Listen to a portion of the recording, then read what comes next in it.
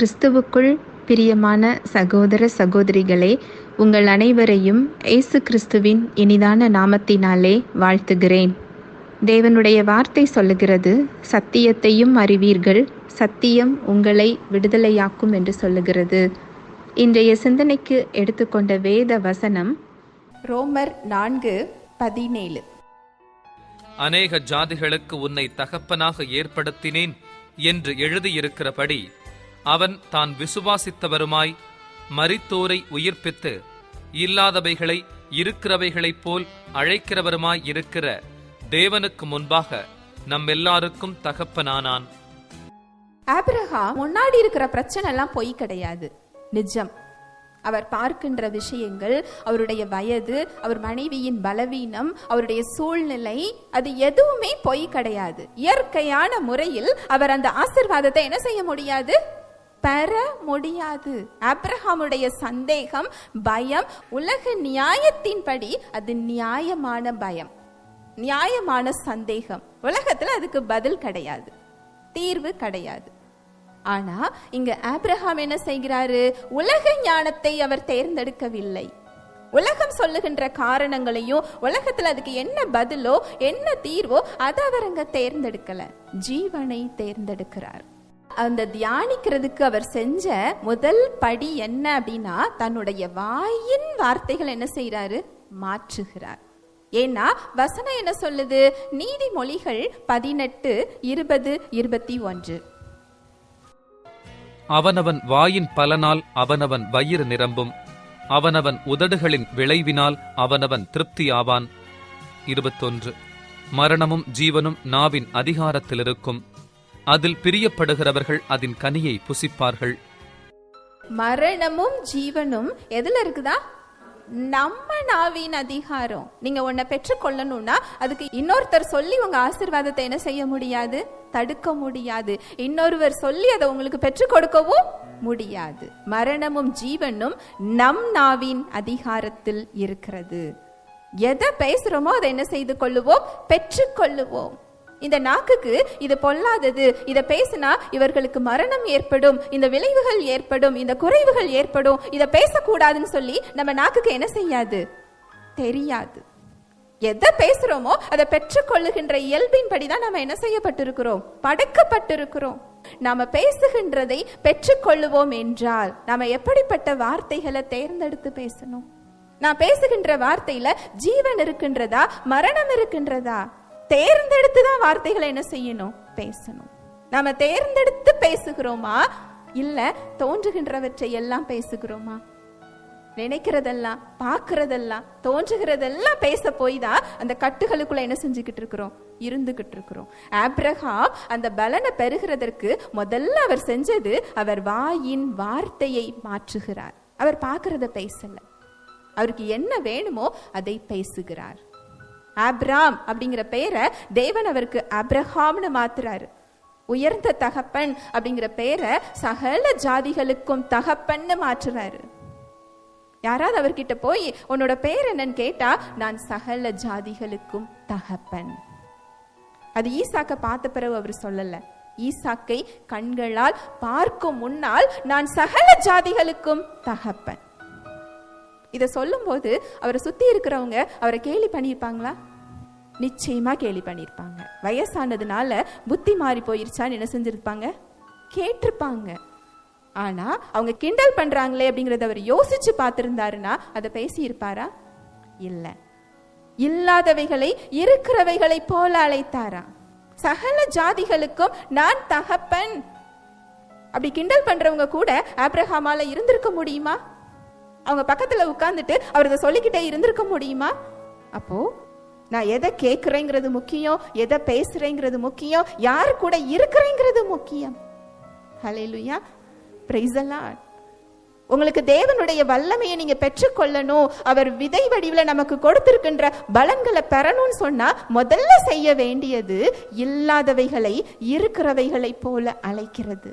வாயின் வார்த்தைகளை தேவனுடைய வார்த்தைக்கு ஏற்ப மாற்றுகிறது. அடுத்த வசனம் பார்க்கலாம். ரோமர் 4:18. உன் சந்ததி இவ்வளவாய் இருக்கும் என்று சொல்லப்பட்டபடியே தான் அநேக ஜாதிகளுக்கு தகப்பனாவதை நம்புகிறதற்கு ஏதுவில்லாதிருந்தும் அதை நம்பிக்கையோடே விசுவாசித்தான். ஆபிரகாம் விசுவாசிகளின் தகப்பன், அதனால அவர் அதை விசுவாசிச்சாரு அப்படின்னு நீங்க சொன்னீங்கன்னா இல்ல, வேதம் அப்படி என்ன செய்யல, சொல்லல. நம்புகிறதற்கு ஏதுவே இல்லாத சூழலில் நம்பிக்கையோடே விசுவாசித்தார். நம்புகிறதற்கு ஏதுவே இல்லாத சூழலில் எப்படி நம்பிக்கையாக விசுவாசிக்க முடியும்? நம்மளுடைய சூழ்நிலைகளை எடுத்துக்கொள்ளலாமே. ஒரு நோய்க்கு மத்தியில டாக்டர் ரிப்போர்ட், இதுல நீங்க குணமாக மாட்டீங்கன்னு சொல்லுது. அவருடைய வார்த்தை என்ன சொல்லுது? இயேசுவின் தழும்புகளினால் நீங்கள் குணமானீர்கள். இந்த நம்புகிறதற்கு ஏதுவே இல்லாத சூழல்ல எப்படி நான் சுகமாயிட்டேன்னு விசுவாசிக்கிறது? கையில பிரச்சனை, குறைவுகள் இருக்குது, செய்கிறதெல்லாம் தோல்வியா மாறுது. அவருடைய வார்த்தை என்ன சொல்லுது? என் தேவன் தம்முடைய ஐஸ்வர்யத்தின்படி உங்கள் குறைவுகளை எல்லாம் கிறிஸ்து இயேசுவுக்குள் மகிமையிலே நிறைவாக்கினார். நான் செய்வதெல்லாம் வாய்க்கும்னு சொல்லுது. ஆனா பிரச்சனை என்ன சொல்லுது? குறைவ சொல்லுது. நீங்கள் தேவனால் உண்டாயிருந்து உலகத்தை ஜெயித்தீர்கள்னு அவருடைய வார்த்தை சொல்லுது. ஆனா தோல்விக்கு மேல தோல்வியை நம்ம பார்த்துக்கிட்டு இருக்கிறோம். இப்படி நம்புகிறதற்கு ஏதுவே இல்லாத சூழலில் எப்படி அவருடைய வார்த்தையை விசுவாசிக்க முடியும்? தேவனுடைய வார்த்தையை நீங்க விசுவாசிக்கணும்னா அதுக்கு அவருடைய விசுவாசம் தேவை. உங்க விசுவாசத்துல நீங்க என்ன செய்ய முடியாது? விசுவாசிக்க முடியாது. தேவனுடைய பிரசன்னத்துக்குள்ள போறதுன்னா என்ன அர்த்தம்? ஒரு சகோதரி ஒரு நாள் என்கிட்ட சொன்னாங்க, ஒரு கூட்டத்துக்கு நான் போனேன், எனக்கு கை கால் வலி எல்லாம் விட்டுருச்சு. வீட்டுக்கு வந்தேன், மறுபடியும் எனக்கு வலி வருது. அடுத்தவங்க வழி விடணும்னா அவங்க எங்க போகணும்னு நினைப்பாங்க? அந்த கூட்டம் எப்ப நடக்குன்னு போகணும்னு நினைப்பாங்க. ஏன்னா எங்கே 2-3 பேர் என் நாமத்தினாலே கூடி இருக்கிறீர்களோ அங்கே அவர்கள் நடுவில் நான் வாசம் பண்ணுவேன் அவருடைய வார்த்தை சொல்லுது. அந்த வார்த்தைக்கு அவர் உண்மையுள்ளவர். அங்க விசுவாசத்தோடு அந்த பாடல்களை படிக்கும் பொழுது அந்த விசுவாசத்துல ஒரு சுகம் அங்க என்ன செய்யும்? வெளிப்படும். ஆனா சத்தியம் தெரிந்தால் மட்டும்தான் திருடன் எப்படி வருவான், அவனை எப்படி மேற்கொள்ளணும், அவர் எனக்கு என்ன கொடுத்திருக்கிறார், அதை நான் எப்படி பெற்றுக்கொள்ள வேண்டும், அந்த சத்தியம் தெரியலன்னு சொன்னா வீட்டுக்கு வழி வரும்போது அதை எதிர்த்து நிக்க நமக்கு என்ன செய்யாது? தெரியாது. அவருடைய வார்த்தை சொல்லுது, நாம் தேவன் தங்கி இருக்கின்ற ஆலயமாக நாம் இருக்கிறோம். அவர் நமக்குள்ளதான் இருக்கிறாரா? நீங்க உணர்ந்தீங்கன்னு சொன்னாலும் உணரலன்னு சொன்னாலும் அவர் யாருக்குள்ளதான் இருக்கிறாரு? நமக்குள்ள இருக்கிறார். தேவன் ஆவியானவர். அவரை உங்களுடைய உணர்வுகளால் நீங்கள் தேட முடியாது. ஆவியோடும் அவருடைய வார்த்தையோடும் தான் நீங்க தொடர்பு கொள்ள முடியும். இந்த சத்தியம் தெரிஞ்சாதான் உங்களால் அவருடைய பிரசன்னத்திற்குள்ள எந்த இடத்துலனாலும் போக முடியும். அவருடைய பிரசன்னத்துல இருக்கிறது அப்படின்னா என்ன அர்த்தம்னா, அவருடைய வார்த்தைகளை உங்க சிந்தனையில வைத்து கொண்டு இருக்கிறது. ஹல்லேலூயா, பிரைஸ் தி லார்ட். ஒரு கூட்டத்துல போய் இந்த சத்தியத்தை சொல்லி கொடுக்கும் போது ஒரு வயதான அம்மா ஓடி வந்தாங்க. முடிந்த உடனே கிட்டத்தட்ட 20 வருஷமாக எத்தனையோ கூட்டத்துக்கு நான் போயிருக்கிறேன். அவருடைய பிரசன்னத்தை நான் உணரணும், அவருடைய பிரசன்னத்துல நான் இருக்கணும், அது எனக்கு வேணும். நான் எங்கெல்லாமோ போய் பார்த்தேன். இன்னைக்குதான் எனக்கு சத்தியம் தெரியுது. அந்த பிரசன்னம் எங்க இருக்குது? எனக்குள்ள இருக்குது. ஹல்லேலூயா, பிரைஸ் தி லார்ட். அவருடைய வார்த்தைகளை எடுத்து உங்க சிந்தனையில வச்சு தியானிக்க ஆரம்பிங்க. நீங்க அந்த இடத்துல எங்கதான் இருக்கிறீங்க? அவருடைய பிரசன்னத்தில் இருந்து கொண்டிருக்கிறீங்க. அந்த பிரசன்னம் எங்கன்னு சொல்லி நான் ஓட வேண்டியது இல்லை, எங்க கிடைக்குன்னு சொல்லி நான் பார்க்க வேண்டியது இல்லை. அது எங்கதான் இருக்குது? எனக்குள்ள இருக்குது. உங்க சிந்தனையில நீங்க எதை வச்சிருக்கிறீங்களோ அதுதான் அதை தீர்மானிக்குது. உங்க பிரச்சனையை வச்சீங்கன்னு சொன்னா அந்த கவலையும் அந்த பயமும் உங்களுக்கு இருக்கும். அவருடைய வார்த்தையை தூக்கி உங்க சிந்தனையில வச்சீங்கன்னு சொன்னா அந்த பிரசன்னத்தை உங்களால என்ன செய்ய முடியும்? உணர முடியும். ரோமர் 4:18. உன் சந்ததி இவ்வளவாய் இருக்கும் என்று சொல்லப்பட்டபடியே தான் அநேக ஜாதிகளுக்கு தகப்பனாவதை நம்புகிறதற்கு ஏதுவில்லாதிருந்தும் அதை நம்பிக்கையோடே விசுவாசித்தான். நம்புகிறதற்கு ஏதுவே இல்லாத சூழல்ல ஆபிரகாமால எப்படி விசுவாசிக்க முடிஞ்சதுன்னா அவர் தேவனுடைய பிரசன்னத்தில் அதை விசுவாசிச்சாரா. தேவனுடைய வார்த்தையை தன் சிந்தனையில வைத்து அவர் தியானித்துக் கொண்டிருந்தாரா. அந்த பிரசன்னத்துல அவரால அதை நம்பிக்கையோடு விசுவாசிக்க முடிந்தது. உங்களால அவருடைய வார்த்தையை நீங்க நம்ப முடியலன்னா அவருடைய வார்த்தையை நீங்க இன்னும் உங்க சிந்தனையில வைத்துக் கொள்ள பழகலன்னு அர்த்தம். பிரச்சனையை வச்சுக்கிட்டு நீங்க அந்த வார்த்தையை என்ன செஞ்சுக்கிட்டு இருக்கிறீங்க? பாக்குறீங்க.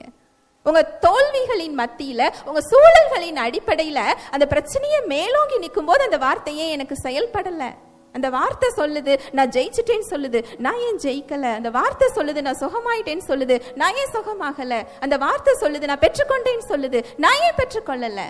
ஏன்னா இங்க என்ன இருக்குது? பிரச்சனை இருக்குது, சூழ்நிலை இருக்குது, பயம் இருக்குது. இங்க தேவ பிரசன்னம் வரும் பொழுது உங்களால் அதை நம்பிக்கையாக விசுவாசிக்க முடியும். ஹல்லேலூயா, பிரைஸ் தி லார்ட். பரிசுத்த ஆவியானவர் தாமே இந்த வார்த்தைகளின் மூலமாக நம் அனைவரோடும் கூட இடைப்பட்டார் என்பதை விசுவாசிக்கிறேன்.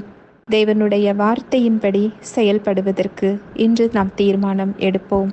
தேவனுடைய கிருபையும் சமாதானமும் நம் அனைவரோடும் கூட இருப்பதாக. ஆமென்.